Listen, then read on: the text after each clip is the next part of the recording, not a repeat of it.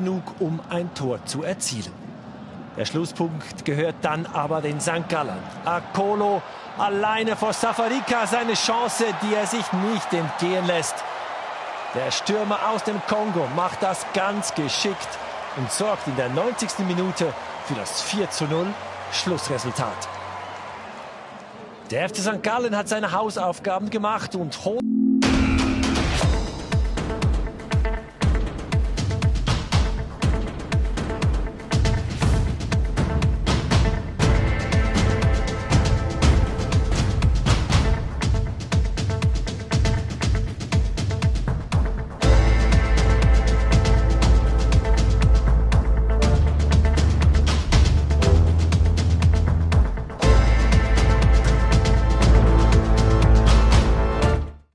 Bonjour, la base FECODI internationale, Titi Njoli en direct de Kinshasa. Je suis devant vous aujourd'hui, comme je vous avais promis. Aujourd'hui, je ne serai pas seul sur mon plateau, je serai avec mon jeune frère, un grand analyste sportif, Dani. Bon, moi je l'appelle Danilo, lui-même va se présenter. Avec lui, nous allons essayer de balayer, de décortiquer, de faire des analyses, de voir le temps de jeu, les statistiques de chacun des joueurs que notre entraîneur national des sabres a sélectionné. Donc, et vos apaisements. Je sais que vous êtes fâchés, vous êtes au Tomboka. Parce que FECODI pour la liste. Mais avant tout, je voulais d'abord inviter Dani, bonjour. Ah, bonjour, mon vieux Titi. Tu sais le blog là. Oh, il est blog assez c'est ah, moi il y a même FECODI. Na ben c'est FECODI. Mode ya non nasé non. Nasé non ouais. Mode yo to nasé. Dani ma présentation mo lo bango. Ouais, Danilo Itutu, rédacteur en Léopard Actu, analyste sportif. Voilà, d'ailleurs répondre. Vous avez combien de pages à Facebook? Ah, il est non, mais ils ont quand même. Ouais, à part Moussala, il y a rédacteur. Je suis aussi un community manager. Je gère plusieurs internationaux congolais, notamment Luindama, Jonathan Bolingi, Dieu merci Mbokani, bah moi il quoi. Donc moi échantillon pour nous présenter, mais beaucoup plus centré dans le football, ou soit sport en général, peu pour tous appeler dans le football. Sport en général, Sovanti Masolo, raison pour laquelle j'ai toujours l'habitude de vous dire, ici c'est la FECODI, to betara kaka masolo masano. To betara kaka masolo yamasano.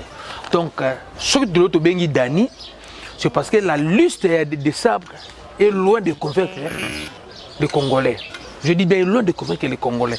Lui, c'est quelqu'un qui a yebi sport congolais et à l'Andelarbajou, même aux Alibandamboka. Et on a bien ça qui est à niveau FECODI to solo là. To commenter liste oyo, to ba point fort na liste zalinini, point faible zalinini. Et là on essaie de se retrouver quand on a la liste oyo, est-ce que ça là ou tu ça mabé. Mais avant tout Dani, liste des joueurs bi nous sur la liste déjà. Pour le grand absent de la liste zanon. Ah bah grand absent. Ah non mon atteint parce que le seul bah, grand absent au Bazalagi, sûrement. Bakambu, mais il a suspendu. Toros, il a quand même appel naïté. Ils ont moi contradictoire. Azoï rouge. Donc, Moutaro manqué biso, c'est Cédric Bakambu. Deuxième autre absent, il y a mon moulé, il y a Joël Kessumboa. Il y a un Mouta Zomo relève qui dit, depuis, il y a un soit Azangi, il y a un grand absent, mais il y a raison, il y a Azangeli. Azan a blessure, a peine en suspension. Donc, pour un grand absent à Zate, mais au moins, tu as un retour quand même significatif. Bato Bazongi, tout le monde a un mois Kala. Bazongi na katia liste, notamment Emenu Kemfulu, joueur en Dima, au bêta pour la RDC, mais un temps, Ali Mouaki. Mais tout le monde na katia liste, il y a Sébastien de Sabre, mais aussi, retour, il y a Jonathan Bolingi, Toebi, joueur Nabiso, mais ça Nabiso na Fimboa, 2016. Vous se rappelez na Chani Rwanda et est-ce que ça peut des retours donc beaucoup plus de retours que na absent na ba retour que absent na parmi ba retour ni ne manqué biso vraiment retour manqué biso nga zongeli te pas Bolingi ouais nan fala azonga mazongi te par rapport à performance ba joueur surtout en Europe par rapport à performance bon net singa l'équipe nationale na regrettera moi trop présence naie et ça la rendre ti kabongo ka songo parce que à joueur oyo depuis un certain temps à la moi bar Nicolo mais à comment équipe nationale t'es à moi question un jour j'ai un peu au solo naie na santé peut-être un peu sceptique hein, par rapport à l'histoire les cas dans la sélection tu es dit hein ça l'a sélectionné pour un match à Coupe d'Afrique à Kendate histoire visa Buenaboe pendant que là passeport na ezaki valide l'équipe nationale et communiqué que azaki visa de pourtant il nazana sala ba aller retour na Schengen et tout donc événement et salama on dirait que c'est moi fausse et frustré moi OK et jusqu'à là la sélection depuis quand on est en 2017 si les lopes na ngana mona que Kabonga Songo a parlé à joueur oyo ya Congo au bien on mérité paix mais ba se retrouver raté les joueurs congolais évoluant en Europe. Azali parmi les 3 meilleurs buteurs congolais évoluant en Europe, mais s'est retrouvé dans la liste T. Par exemple, on a contesté la liste T, mais Nathalie ici aspect. Un autre point, il y a Mouto à occuper Kozala, mais à Zate. Donc pour Nangaï Mouto a manqué mon liste, au moins ils ont Kabonga. Pourquoi pas Bolassi? Ouais, Bolassi aussi en fait partie, mais pour Nangaï, ce n'est pas une façon d'enterrer Bolassi, mais Bolassi a encore un grand travail. Après blessure à Everton, a perdu moi Bilo Rebellé. En retour, avec son club, il y a Rizesport, a récupéré peu à peu. Il faut aussi lui donner le temps. Moi, je préfère. Ça, déjà, je pense, deuxième meilleur buteur dans le championnat. Deuxième meilleur buteur avec 19 réalisations, c'est mieux. Mais pour moi, on pensait que Bolassi s'est concentré plus. L'écarté était, mais Azamouto Lelo, n'importe quel Lelo, a concentré plus club que équipe nationale. Azam a plus de 30 combien d'années. Il y a quelques jours d'ailleurs. On a un point de vue analyse mais l'analyse l'autre boss analyse comment il y a insulte ou soit qu'on ignorer. On a rappelé que président il y a fédération à France Noël Gretz à Lungwa fédération pour à contester à Zidane. Alors ça va propos moi pour Zidane. Zidane a icône à France, a image et football français, il y a sport français même en général et ça là que président de la fédération Lungwa. Donc Lelo ba joueur na biso droyer on a des poteaux frappés bango même si bana contre performance. Biso na fait Kodi ba tutu Afrique du boyebi Hollanda. Na fait to finga ba joueur te. Ouais, yango to finga ba joueur te. Ce joueur zo kokaté de non ozo kokaté. To finga ba joueur te parce que le ko rebondir. Oui, non kokaté on a tous ce qu'on a procédure monte c'est la bango. D'être si na obi que Bolassi Lelo la club a bêti, le niveau à Zongeli a concentré plus club qu'équipe nationale. Et ça a été. Et ça analyse mon il a quand même. Il y a Hôtel Isaïe que bon, on a battu que tant on a l'équipe, mais Bolassi a croyé équipe nationale pas seulement pour jouer. Bolassi n'a a croyé même équipe nationale pour nous communiquer expérience na da jeune wa lelo ba fiston maele Basilas Katom pa ba même profil na Bolassi lelo ngana za pour akogoya justement pour apporter un plus en termes d'expérience. Mais le but est que dans football il est amoindri. Un est bon joueur mais moi je préfère ça. Oui pourquoi on a soulevé pont ya ba joueur na biso ba Léopard na biso to honoré bango. Na soulevé parce que na moni marche ya opposition et où les 13 ans pour tout. Les grands pour tout trésor otoye binyonso. Na mabele ba policier ba betaye.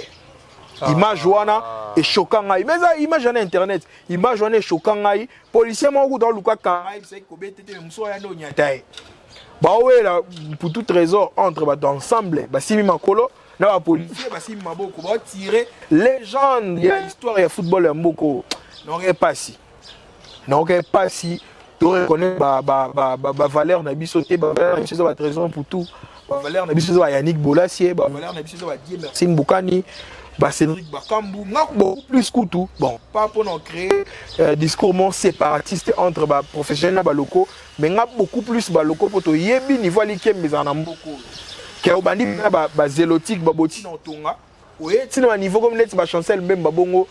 Il faut signaler qu'il y a privé Vivian Forêt. Ouais, Vivian Forêt, meilleur joueur africain évoluant en Ligue 1. Papa, pour nous, il faut aller. Donc, on a des bottines, Boti, Robamba, c'est connu de tout le monde. que tout le monde a évolué. Ouais. Je parlais avec quelqu'un en France, Byzance Mbouy, mais c'est Byzance Mbouy, à qui j'ai sali, il m'a parlé, mais est-ce que Bolas va jouer un facteur âge?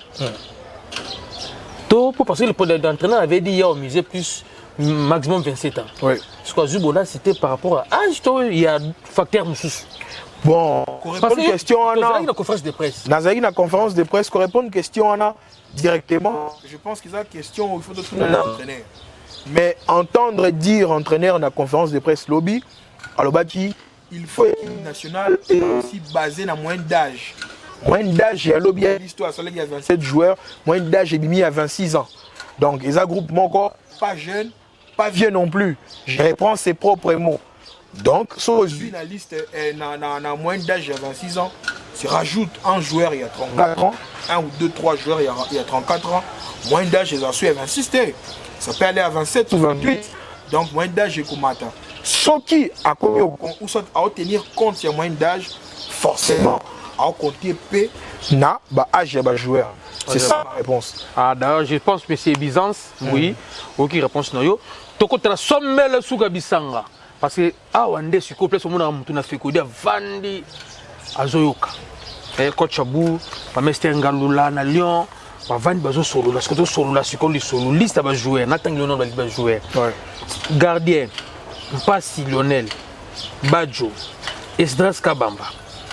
Wana ba gardien ba défenseur Vital Simba, Inongo Baka, Rocky Bouchiri, Arsène Zola, Chancel Mbemba, Jonathan Ikoko, Mukoko Amali, Arthur Maswaku, Dylan Batou Binsika, voilà défenseur. Ba médiateur Aaron Chibola, Arnold Lusamba, Mutusami, Balukwisha, Bope Mukadi, Gal Kakuta, Dominique Mfulu, Théo Bongonda. Les attaquants, on a Maël Kala la Fiston, Jonathan Boling Mpangi, Lile Poglodi, Yohan Milwissa, Shadaka Kolo, Aldo Kalulu, Nameshaki Elia. J'aimerais tout ça, moi, attends par 30 secondes, statistiques des joueurs, comme ça, ensemble, on va voir est-ce qu'ils ont mérité l'équipe nationale. Donc, qu'est-ce que là, on est l'équipe parce que tout le monde sait, disent qu'aujourd'hui, Shoya Bolingi, c'est parce que son papa c'est Américain Nipangi, et Américain Nipangi c'est proche, il y a Kabulo, mon Kabulo. Et sur l'Obama, ça c'est un. De deux, le gardien Esdras Kabamba, les gens disent que non, à un niveau équipe nationalité. À un troisième gardien, non, l'équipe a bête en Angola, à un troisième gardien. Donc c'est ça. Bon. Tobandis ou pas gardien, Lionel Pass. Là ça moko to na généralisé. Mon nom dans la canaille. Bon, là qui est na moko. Lionel Pass. Moi ça va yotangela na Lionel Pass. Lionel Pass il y a gardien Rodez actuellement, c'est parmi les meilleurs gardiens congolais tous en bango. Des nationalités congolaises tous en bango. Donc appel naé ça ne dérange pas. Il enchaîne Baklen Chet dans club naé à Rodez dans Ligue 2. Donc pour moi c'est valable. D'accord. Badjo. Siadi Badjo, bon, c'est le point d'ailleurs où il pose qui un petit souci dans la conférence de presse où en fait nous revenir dans la même question pour notre coach concernant Badjo, mais avec un argument où on pensait que on me campé pour garder au Saturne aussi longtemps que sélection en termes de gardien de but, toi va garder mon souci éligible.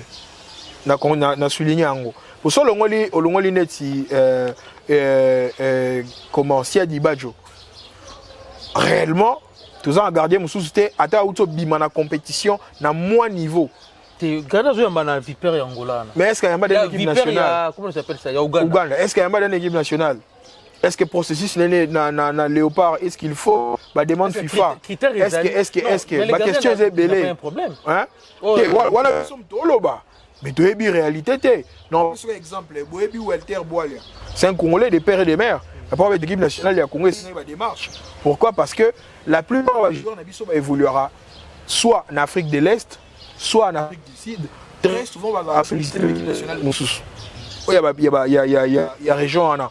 Donc, à cause de soit solliciter la nationalité, cause une équipe nationale, c'est un mois processus. Question à Yewana Gardien Tangi, photo, tout le mois.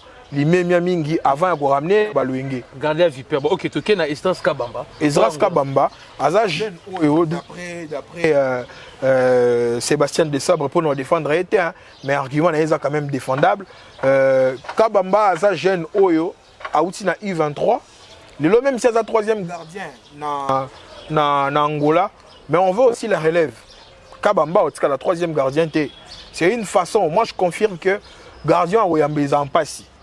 Mais les Kabamba sont là pour expérimenter. À la base, acclimater pour l'équipe nationale. Ça arrive, ce n'est pas un souci. Et surtout, ce qu'on a embatté, pour apprendre. Expérience soit une équipe nationale, oui, pour aider même en club.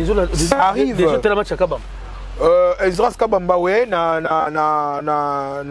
RDCA, mais depuis qu'il est en Angola, sérieusement, je ne vais pas faire l'avocat du diable. Na RDC Yamba, je crois, na GSK, un club, il y a l'Inafoot, je me trompe encore, soit GSK, soit non, Bazanote, mais je crois qu'il y a un club moi qui a BTL l'Inafoot, donc il n'y a pas de débat, il n'y a pas de débat là-bas. Et surtout avec ça, le match fait au monde. Titulaire à I23.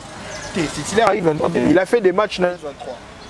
Donc, bon, c'est normal. Il n'était pas titulaire, moi, tu en sais là, c'est ça, on va là-bas. Non, tant qu'on est titulaire, par rapport à la hiérarchie et à gardien. Toyebi, qui dit à la gardien de but numéro 1 à Léopard.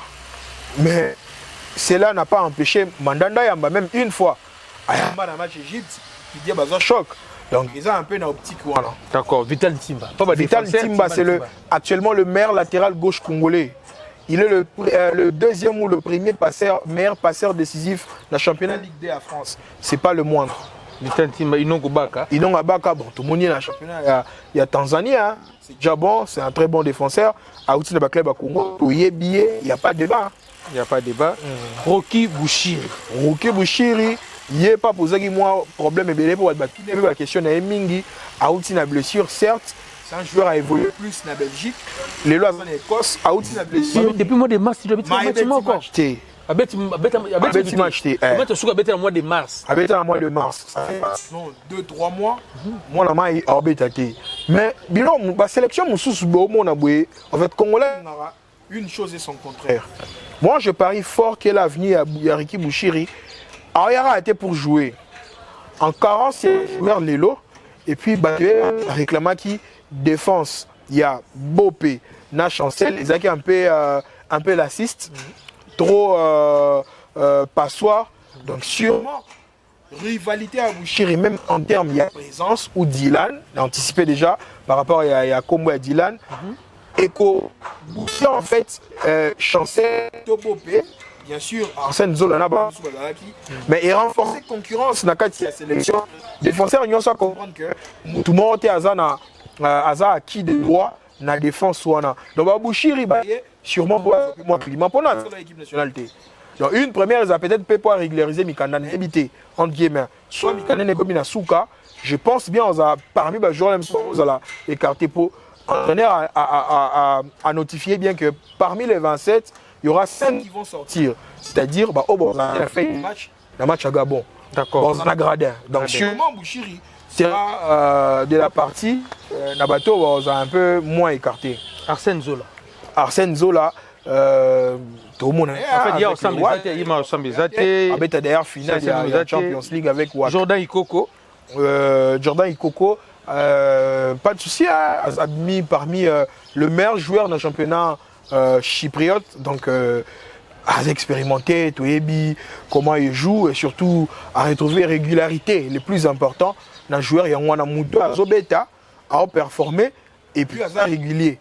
Mouto à Robeta, avec Lelo, avec moi et Landi, avec donc il y a régulier. Assisi 2 fois meilleur joueur, il y a club Nabango pour le mois de mars, avril, à la mai, donc 2 fois, Bissou meilleur joueur du championnat, meilleur joueur du championnat.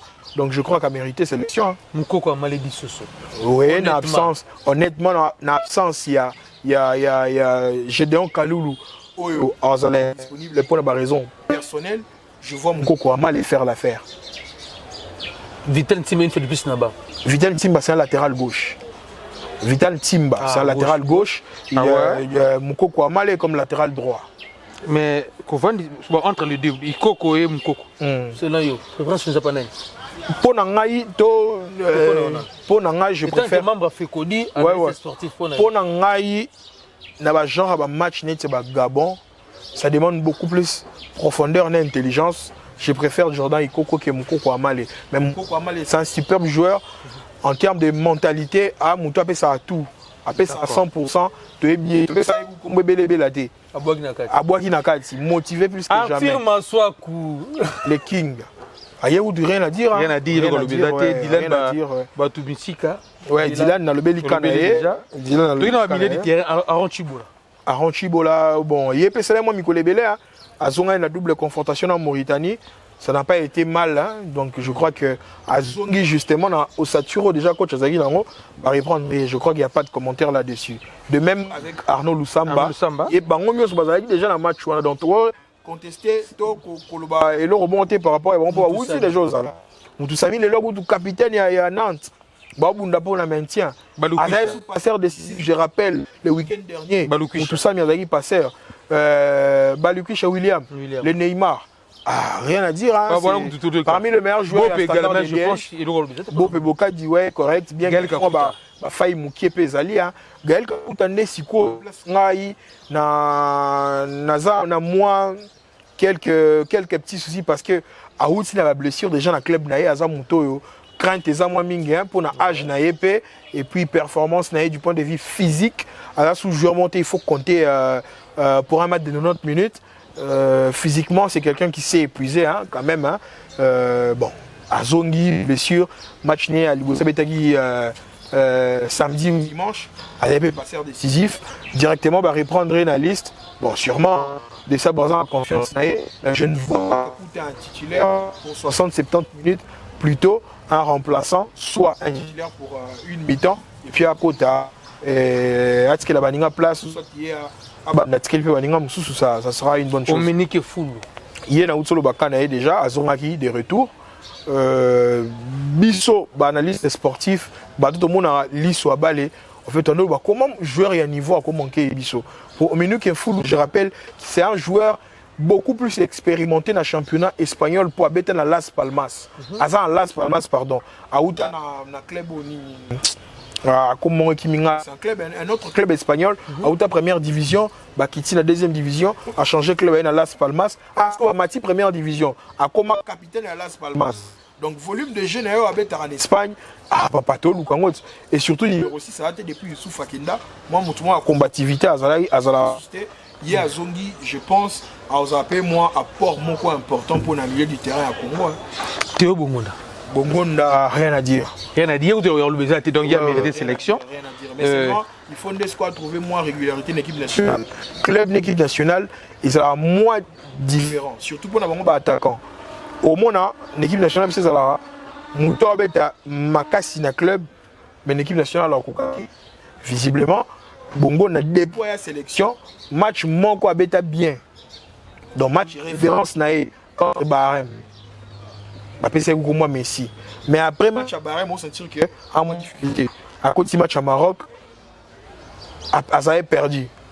À petit match à Mauritanie, bon ça a été bien parce qu'il a un passeur décisif, mais Azaï beaucoup plus le profil moi en arrière. Tu as le à l'extérieur, défensif. Tu mets moi équipe moi à bloc. Azaï a moins de difficulté à s'exprimer. Tu es bien moi gaucher, à ligne moi dribble. Mais dans match extérieur, au Bobé tu as beau mener. Ah, ça dribble était, comme moi, conservation, voilà, a moins de difficulté. Mais je crois que l'équipe Loré Gabon, l'équipe trop ouverte, je pense, et permettrait à s'exprimer le souplesse. Moi, Valère Naye. Fiston Kalala Mayele, les Kings tanzaniens. Il a Chebi la finale, tout. On a apprécié l'enchaînement et contrôle. Et puis, dans le mouvement, il a retourné comme si Zidane dans la Ligue des Champions, même si Zidane a la contrôle. Mais en fait, sans Siapoto, même deux buts. Contrôle et puis à Belti. Donc, en vérité, l'équipe nationale, c'est le meilleur joueur congolais dans le championnat tout. Le meilleur buteur congolais dans le championnat tout, c'est Fiston Maïlé. Je pense à l'équipe plus de 30 buts. Elle a plus de 30 buts. Je pense, 32. Voilà, la saison où. Vraiment, ils ont moins quota. Il a déjà, je pense, 14. Ouais. Dans niveau Afrique, 14 buts et 18, je pense. Et là, au moins, bon, donc, à la sous-meilleur buteur dans la Coupe en Confédération, ça va. Hein? Jonathan Bolini Pangi. Bon, Yépé, sélection et posa qui moi makambo belé hein la conférence de presse plusieurs tout va répondre question allant dans ce sens mais ils ont problème ils ont vision entraîneur nino entraîneur on n'est pas là biso to mon nini biso to mon joueur assis là mais entraîneur on est nini par rapport au match profil ligne on est là et surtout il faut rappeler que la liste est haut tu en as plus de 10 joueurs basés absents blessure décision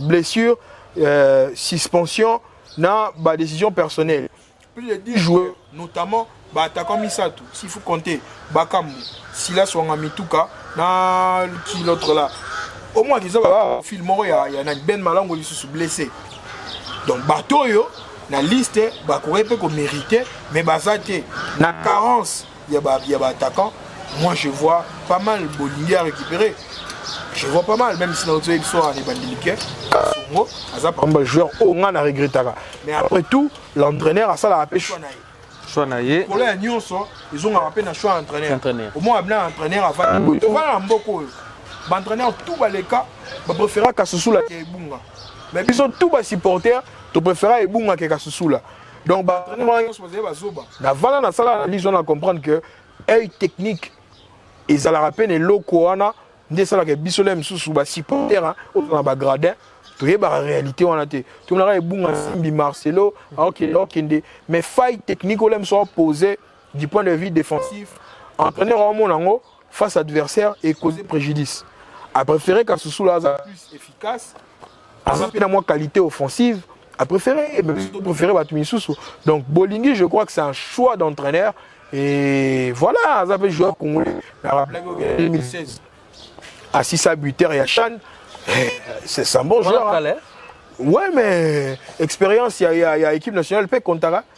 Expérience pour le cas Boling l'entraîneur a dit Asa jeune et puis il a rappelé sous c'est le avant dernier buteur il y a Léopard juste avant de mettre en Mauritanie au match avant dernier match ils étaient contre Soudan le seul buteur congolais dans Soudan c'était Bolingi à côté de Tchabi au monde ça date de 2016 c'était vraiment ça date de 2023 il sera à Néo donc tous sont Bolingité comme étant nostalgique. Pourquoi les gens ont contesté quand les Kamba Bolingi? Pourquoi quand Bolingi?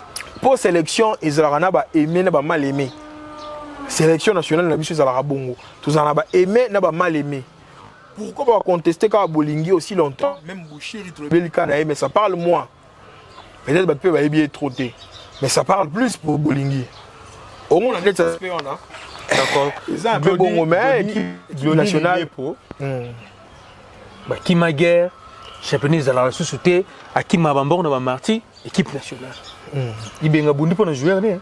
Il y a un Bundi. Non, on aura même exemple au Pessuana. Je dis, il n'est pas bête Coupe d'Afrique. Tout le monde va bien coup franc, de façon tout. Qui est quand un canal plus pour ça à pibité. Basala, jingle, pardon. Jingle na bango, na bi ablodi lepo. Acha match aller. Bien coup franc, la même situation à gauche. Acha match retour, même situation à droite. On doit les hasard. Acha à gauche, acha à droite, acha à centre. C'est quand même joueur Marambo à Sali au cours de la saison, au potolo de la saison. Ouais. Au cours de la saison, Marambo l'île pour Sali, Moutougou a contesté. Il y a eu malgré guerre, Sali a 1 mois et demi, mais mon amant a mérité. A mérité sélection. Sogi Moudoura, Pierre-Emerick Aubameyang na Gabon. Et puis match Aubameyang a été quand? Ça fait presque une saison déjà depuis à Bétité. Na Barcelone année à Bétité match année passée à Bétité match Nambo et puis à Bétité susté au monde. Mais Aubameyang est en équipe nationale. Est-ce que Moutloro là Patrice Nevin Darana Azali Boma Tiazio Aubameyang? Ouais, je suis président de Bango. Non, je suis président, il y a aussi des choix techniques. Entraîneur Nemoutoaza, patron équipe nationale, et non le président de la République. La République a géré l'équipe nationale. Est-ce que Oyoga Facha le but par rapport à joueur moko? Non, mais à quoi que a vie, il y a grand joueur membre. Ah, grand joueur en face là. Pour évidemment sous ami équipe Nabango, et c'est pas naïf. Rappelez-vous, na tant montre comment que ami équipe nationale la RDC, et Van pas Trésor loi. Trésor loi blessé dans match il y a 2000 je crois. 12 ou 2011 contre Égypte dans le stade des Martyrs. Synthétique à Libossé contre la Martyr. contre Égypte, c'était pour 1-0. L'autre a été un match tout en étant blessé.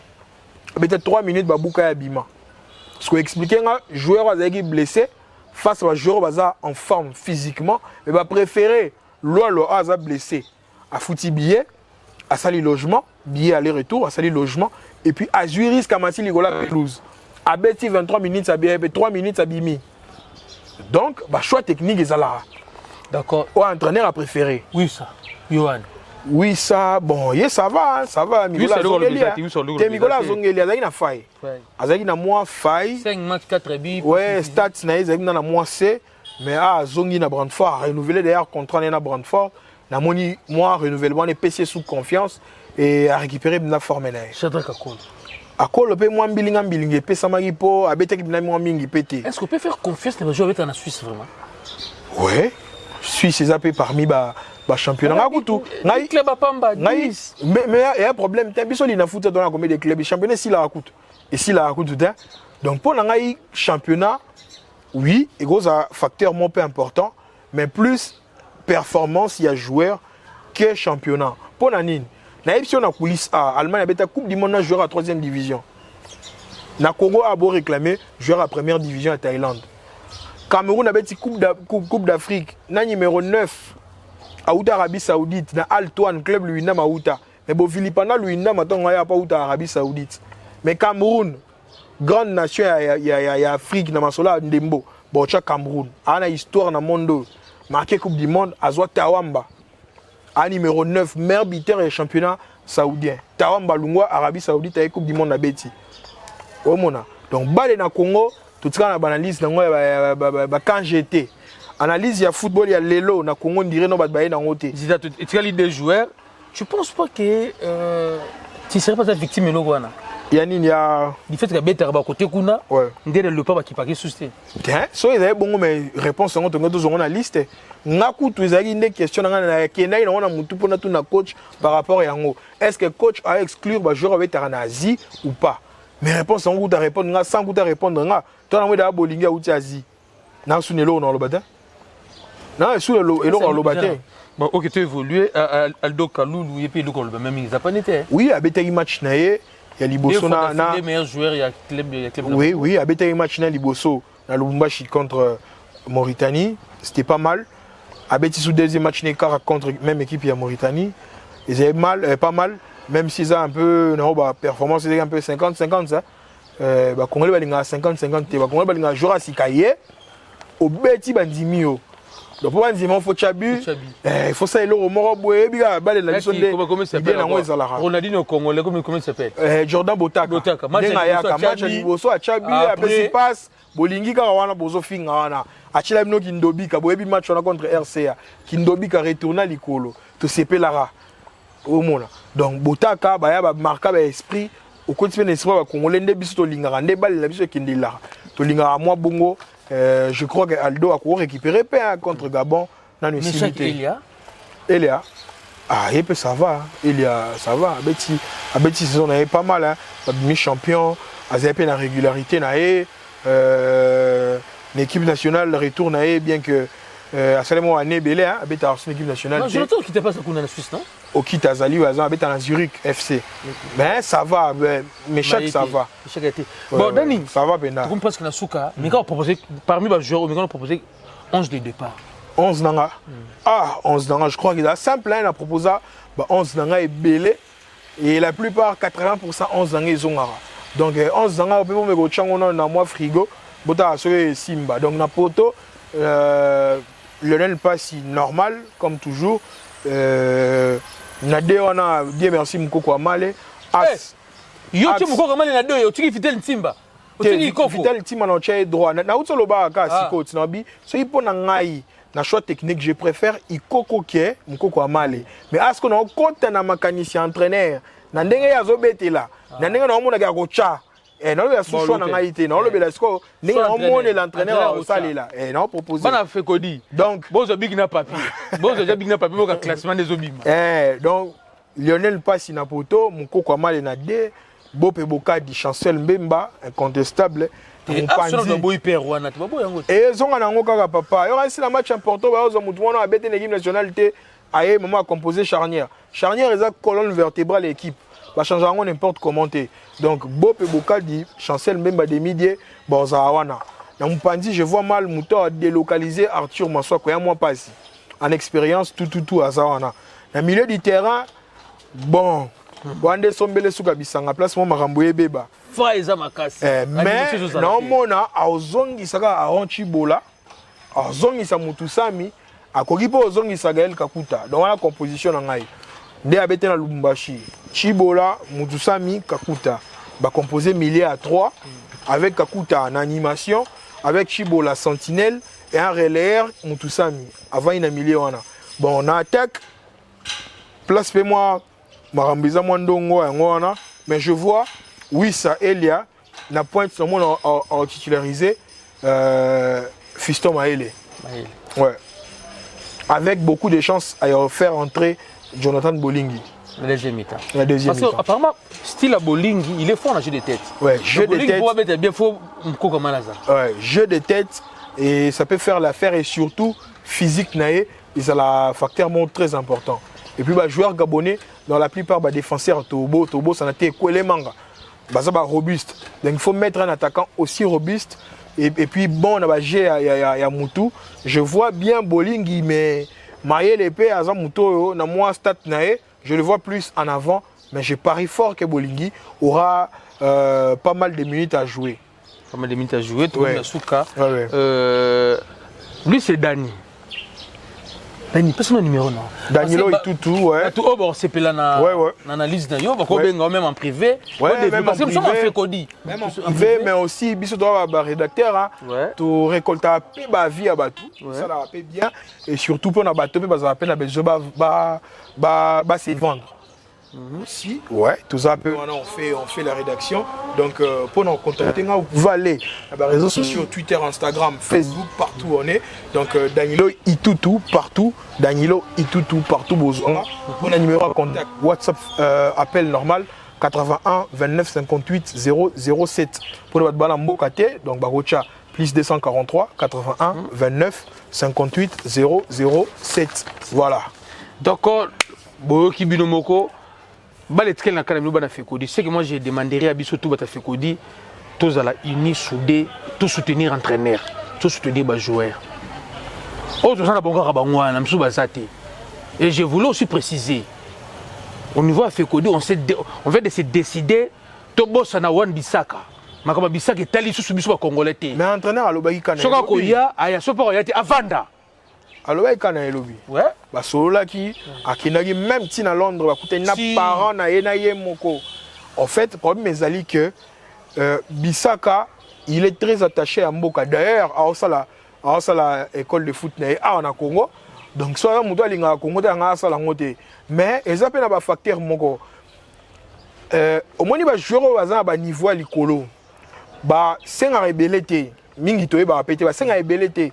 Mais ndambo basengara ils ont moi une sorte de sérieux. Nakati place où ils ont s'engagé. Boro engagé dans moi Meli Melo. Que l'équipe nationale la but c'est bima na moi Meli Melo moi à Makasi.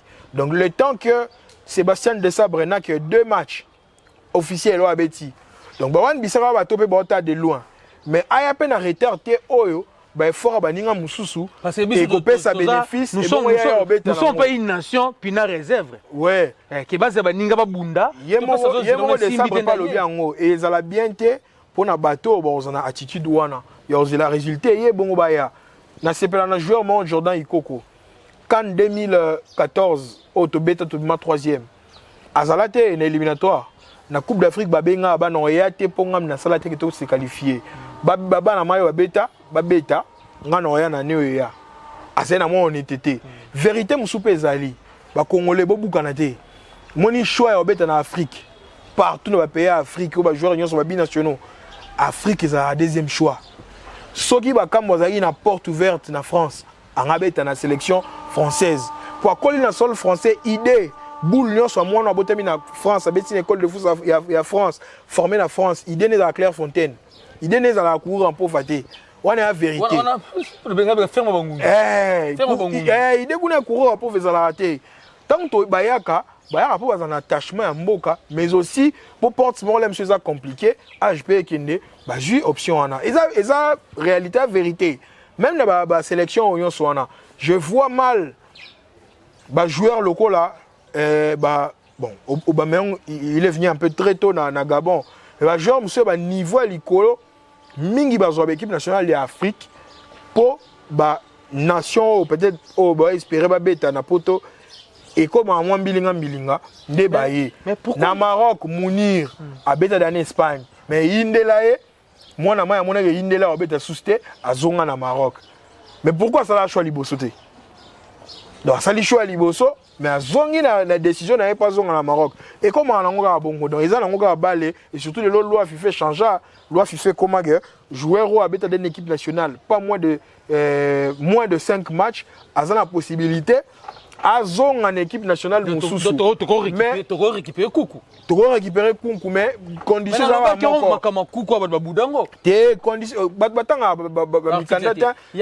mais conditions à mon corps avec 26 ans avec plus de 5 sélections T joueur à 5 sélections ou moins à moins de 26 ans à gogo ça la retour en arrière pour la sélection Moussoussou. Les cas, exemple, Mounir avec l'Espagne, les lois en Maroc. J'avais annoncé. À 25 ans ou 26, je crois. 25 ans, mais je pense pour ces ans, moins de 5 sélections équipes françaises, donc il est aussi récupérable. Même les Colomoines, ils sont récupérables, mais je ne vois pas Colomoines, il va faire la retour en arrière pour la sélection RDC. Ça ne fait pas rêver. On a la vérité. L'équipe nationale, ça ne fait pas rêver. L'équipe nationale, ça ne fait pas rêver. Sauf que moi, pour Sarara, il y a moins de stade des martyrs, mais ça ne fait pas rêver. Mais force une équipe de Nabiso Tolingango, pour le match, tu as victoire. Bon, on pronostique la victoire à Léopard. Bolingo, tiens. T'es habité, mais victoire est pour Nabiso. Bana fait Codi to comme na suka ndenge zalaka dani mwa liloba to mwa D3 libanga parce que ça fait Codi international. Ah libanga bersala ba libanga ba footela mais la minute on a footité donc libanga ya de. Boka ta verre ki. O ba déjà de considère otangida te wana batu na ngai monstre ya za una kin wana problème monstre za kin. Moi ici comme monstre na kin mais to tiki monstre pema monstre va concentrer. D'accord ngai ya boina moi je salue tout le monde parce que tous balandaka Fekodi ban soit bat Fekodi to linga kaboul ensemble to sanganaka okito panda Chala Lukapa Adolphe Mutebachila Mwinda le président Herman Panou maman Nancy Mbeka Panou na pesi mote papa Pakis Claude Mupende Georges Kasereka Christina Ndiba sa femme pourquoi pas tous aux États-Unis.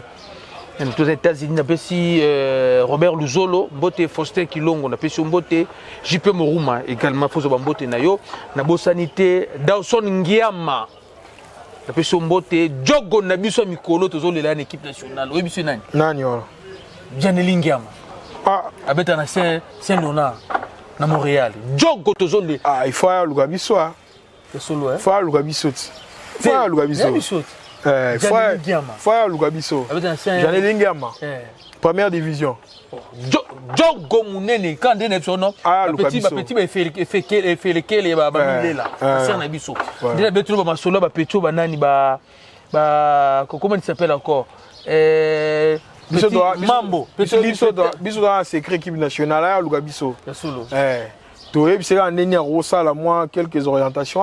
Frédéric Fouelle, Djogo Bazawana, Jérémy Kilongo Sivi.